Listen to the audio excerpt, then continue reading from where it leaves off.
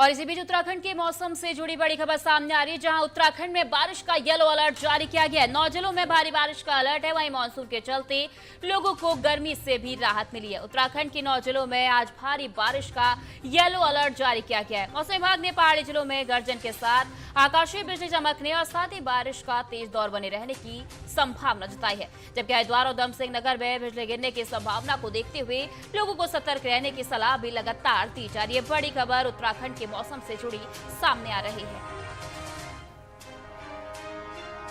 चलिए इसी खबर पर जानकारी के लिए डॉक्टर प्रवीण कुमार उत्तराखंड से हमारे ब्यूरो चीफ हमारे साथ लगातार जुड़े हैं। तो प्रवीण, जिस तरह से मौसम लगातार करवट ले रहा है और उत्तराखंड में मानसून को लेकर सतर्कता और अधिक बरतनी पड़ती है, तो क्या कुछ अपडेट जो है वो मौसम को लेकर सामने आ रहा है और क्या आने वाले दिनों में मौसम किस तरह का रहने वाला है?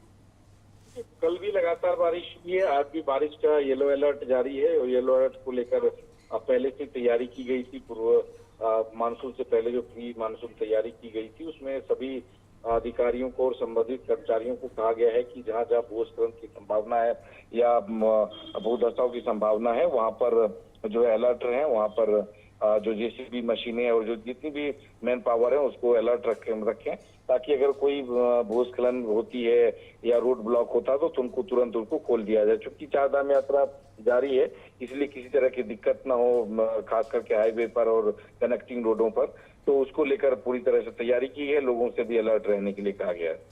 प्रवीण, जिस तरह से आपने बताया कि भूस्खलन को लेकर प्री मानसून में तैयारी की गई और साथ ही अगर हम बात करें जलभराव की, तो कई क्षेत्र ऐसे हैं जहां पर जलभराव की जो समस्या है वो देखने को मिलती है और साथ ही कांवड़ यात्रा का दौर है और पर्यटन सीजन भी इस वक्त चल रहा है और मानसून का सीजन चल रहा है, यात्राएं चल रही है। तो क्या कुछ प्रशासन जमीनी स्तर पर काम करता हुआ नजर आएगा और जो सुरक्षा बल तैनात किए उनकी क्या स्थिति इस वक्त उत्तराखंड में है?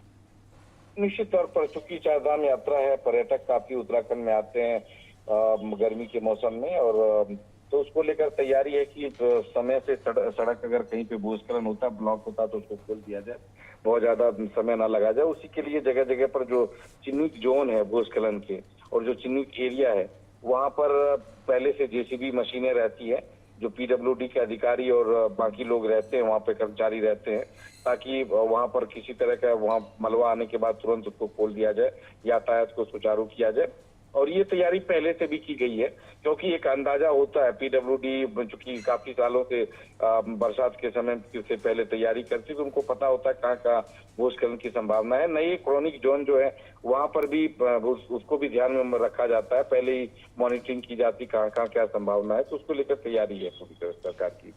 प्रवीण, जिस तरह से भारी बारिश का दौर लगातार जारी है, तो जो स्कूल कॉलेजेस के जो छात्र हैं, ऑफिस है, उनको लेकर क्या कुछ निर्देश प्रशासन की तरफ से दिए गए हैं?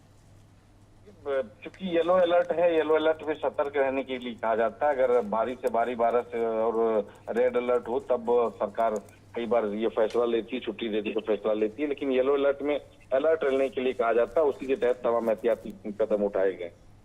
प्रवीण, क्या अभी आने वाले 2 दिनों के लिए अलर्ट जारी किया गया है, तो किसी तरह के शैक्षणिक संस्थान को बंद करने या टाइमिंग में कोई चेंज लाने के कोई निर्देश सरकार की तरफ से सामने आए हो?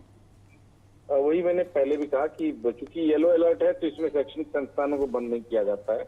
अभी 2 दिनों का अलर्ट है, उसके बाद कभी रेड अलर्ट आता है तब सरकार देखती है कि किस वक्त स्कूल के टाइमिंग के समय ज्यादा बारिश है या उसके बाद बारिश है, क्योंकि रडार सिस्टम और तकनीकी रूप से इतने अब चीजें सामने आ गई है, मौसम विभाग मजबूत हो चुका है कि उनको पता होता है कि किस समय बारिश होने वाली है। और उत्तराखंड में हर 2-3 घंटे पर जब बारिश होती है उससे पहले 15-20 मिनट 1 घंटे पहले ही अलर्ट जारी कर दिया जाता है और सभी के मोबाइल पे सूचना आ जाती है। तो इसको लेकर तैयारी पूरी की गई है और अभी तक कोई शैक्षणिक संस्थान या किसी को बंद नहीं किया गया। बिल्कुल प्रवीण, मानसून का जो सीजन है वो चल रहा है, देखना है कि उत्तराखंड में कितनी कारगर जो व्यवस्थाएं वो स्थापित होती है। बहुत बहुत धन्यवाद आपका हमारे साथ जुड़ने के लिए, कि जानकारी साझा करने के लिए।